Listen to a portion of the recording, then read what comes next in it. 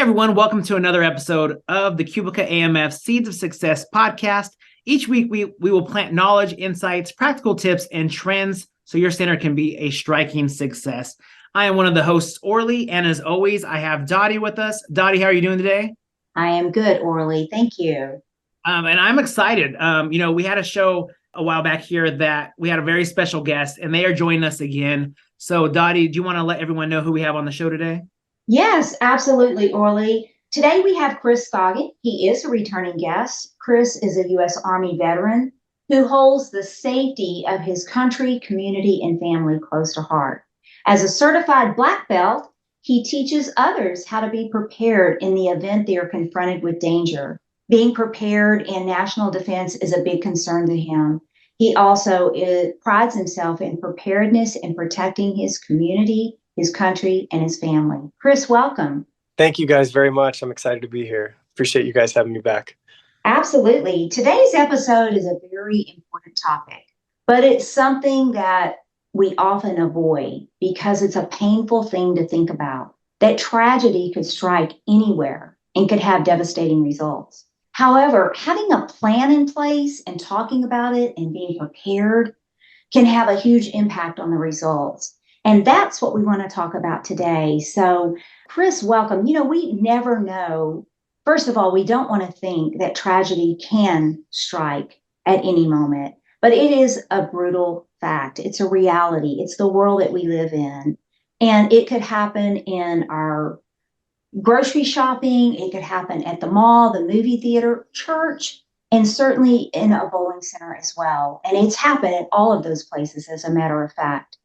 And so being prepared really can make a difference between life and death in some situations. And that's why it's important to not avoid the topic, but to actually embrace it and talk about it and know that you are aware of it and you are prepared and you've prepared your staff and your family in the case that tragedy strikes. So when something transpires, what is the first thing that you should really do? I think the first thing that you should really do is look and assess the situation and understand, right, exactly what is going on and what you might need to do. And really, there's things that you should be doing before something happens from a planning and preparedness perspective. Not to go too far back, but from a preparedness perspective, right? I think it's important that to the extent possible, we emphasize physical fitness, right? Like being physically fit can help you get out of a dangerous situation, right? And so however that is that you're preparing in that way, be it running or lifting weights or doing other cardio or CrossFit, right? It's important because physical fitness is a key aspect of preparedness. From a planning perspective, whenever you go into an environment, whenever you go into a building, right, you should be looking out for example, the two nearest exits to you. You should be understanding where there's crowds that could limit your freedom of movement as you go through that location, right? And so you should, again, to the extent possible, be thinking of, okay, if something were to happen right now, what should I do? Where should I go? How can I get out? Who can I talk to if something's going on, if it hasn't, risen to the level of an active threat, right? And so just being constantly going through those plans as you enter different establishments is, I think, extremely important. Yes, and I recently had an opportunity to attend a presentation that you gave on personal safety. And the need to be able to protect yourself. And so what you're saying is very important. You certainly want to know that if you're in a situation and you are walking, your shopping bags to the car from the mall, and suddenly somebody comes up from behind and grabs you, that you have some things to do that you can help protect yourself, right? And being fit is definitely one of those things that comes to mind for me. Yep, absolutely. And I mean, that reason right there is exactly why I got into martial arts and why I'm so passionate about self-defense. I think that it's important for people to at least consider, something like that. And again, just, being aware of your surroundings. So before you walk out of that grocery store, right, take a second to look around and see if there's anyone that's really closely paying attention to what you're doing. If it's dark outside, maybe you go and you talk to the manager, you talk to some of the employees, and instead of going out by yourself, you go out with a group, because it's much less likely that you're going to be perceived as a ripe target if you're with other people, right? They're looking for people that aren't paying attention. Criminals are looking for those people that represent an easy target, right? They don't want Yeah. somebody that they're going to get, a fight from, or that where there's other people around and they won't be able to do what it is they want to do. So, Well, and the other thing is, I have become very aware. The older I get, I become more and more aware of exactly where I am parked in a parking lot. I try to park my car if I know I'm going to be getting back in the car after dark. I try to park my car where there's some sort of light. I also, when I'm leaving, even though I may not be calling anyone, I've got my phone ready to call someone if I need to. So I have my phone out and in my hand, right? And those are things that I feel more comfortable doing, that has really become part of my routine, my routine everyday life, right? Because I used to not be that way, but now I know if I forget where I park and I'm wandering around in a dark parking lot, I am setting myself up to be a target. And we can be prepared to not do that by making sure that you are being mindful and not on the phone when you're parking and forgetting where you're parking, right? Because you're talking about something really interesting on the phone and you forget where you park, and then you go out, it's dark, you've got shopping bags, and you're wandering around in a dark parking lot. So those are just, some things that as you're talking about this, I'm thinking, okay, well, I'm not doing too bad here. I'm marking off a few of these things on his list.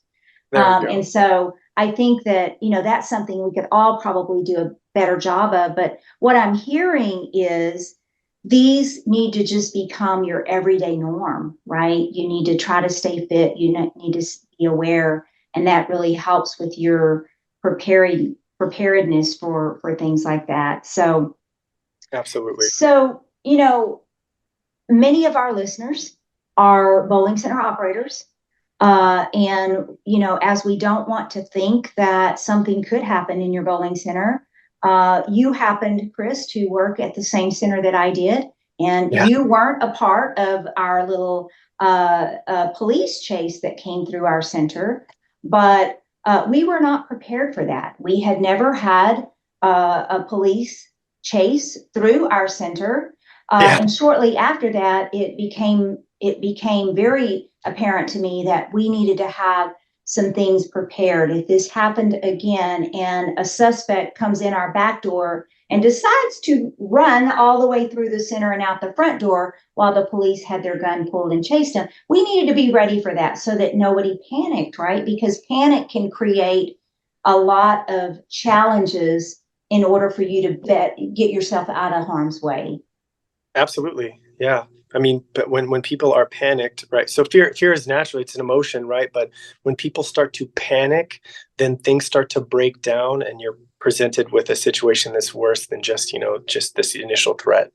And so, one thing I like to think about is like if you fail to plan, then you're planning to fail. And so I think that organizationally, be it whatever company you work for or in a bowling alley, it's important to have an emergency action plan. And there's a number of resources out there that can help managers and leaders at these places develop a solid plan. There's steps out there.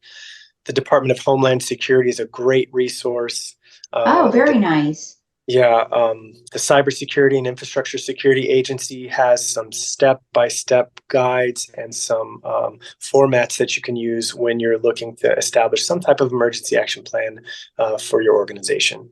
So you have these plans, you have these plans set, and these emergency situation plans and things you tell everybody to do. But there's probably always going to be the person who starts to freak out when it comes to staff. What is the best way to keep, staff calm and even like customers calm in a situation? Absolutely. I think communication is key, right? And this goes into, you have to have clear roles and responsibilities assigned for the individuals at your center, and then you need to be communicating with people what is going on. So we are going on lockdown. Here's what we can tell you.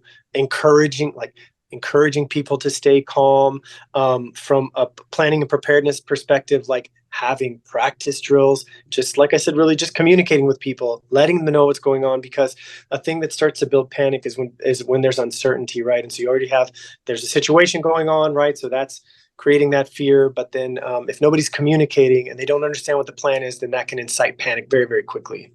You hear this on TV a lot. I know it's a TV show type thing, but you hear, you're watching a show and there's a robbery or something. They always, what's the line they always say? Don't be a hero, but me, I'm a huge MMA fan. I don't train too much or anything, but sometimes I'm at church or something. I'm like, if that guy did something, I think I could throw a rear naked choke on him and probably get him to drop his, whatever weapon he has. What's the advice on that? If somebody wants to be a hero, should they not do that? Should they not be a hero, or just depends on the situation?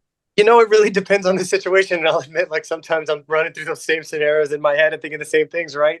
And I think that obviously it's situationally dependent. And I think that our first response should be to try to avoid conflict, if at all possible, and to de-escalate a situation.